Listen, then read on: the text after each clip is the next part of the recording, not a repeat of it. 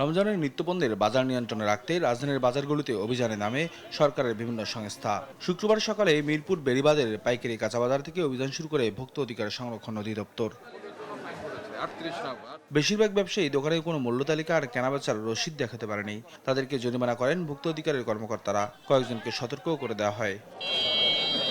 ব্যবসায়ীদের অভিযোগ, দীর্ঘদিন থেকেই কাঁচা বাজারের পণ্যে কোনো রসিদ দেওয়া হয় না, ফলে তারাও ক্রেতাকে বিক্রির রসিদ দিতে পারে না। জরিমানা তো হুদা অনর্থক জরিমানা করছে, এটা তো জরিমানা না, কারণ কাঁচা বাজারে কোনো বেটায় স্লিপ দিতে পারবে না। সাবার থেকে বেটার আইনে এনে বিক্রি করে রাত্রে চলে যায়, কেন স্লিপটা দিব কেটায়? এই বেগুনটা এত 40 টাকা কেজি বিনা মহলাইনে বেচবো 70-80 টাকা 100 টাকা কেজি। ভবিষ্যৎ হোক নিরাপদ, বিনিয়োগ হোক বিশ্বস্ত, আর আমার পছন্দ সল্ট বে। ওয়েলকাম টু সল্ট বে। আগে ধরতে খুরসা লাগবে, এই পাইকারি আগে ধরে কোনো লাভ নাই ভাই। আমরা বেচলাম এটা মনে করেন 100 টাকা, আর বাজার ওরা যে 500 টাকা, এটা তো আমরা দায়িত্ব নিব না।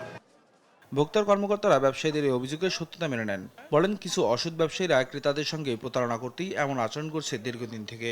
এখানে যে প্রবলেমগুলি আমরা পেলাম, যে তারা বিক্রয় রসিদ দিচ্ছেন না এবং তারা যে পণ্যগুলি কিনছেন তারা ক্রয় রসিদ দিচ্ছেন না।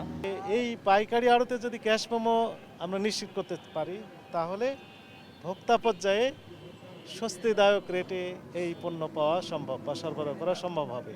কিন্তু এনারাই একটু দুষ্টামি করে মূলত এই পাকা রসিদ দেওয়ার যে বিধান সেটি অমান্য করার চেষ্টা করছেন। ব্যবসায়ী মহল ওনারা সচেতন হতে চাচ্ছেন না, এটি আমাদের কাছে মনে হয়েছে। পরে ভোক্তা অধিদপ্তর অভিযান চালায় বেড়িবাঁধ এলাকায় তরমুজের পাইকারি বাজারে।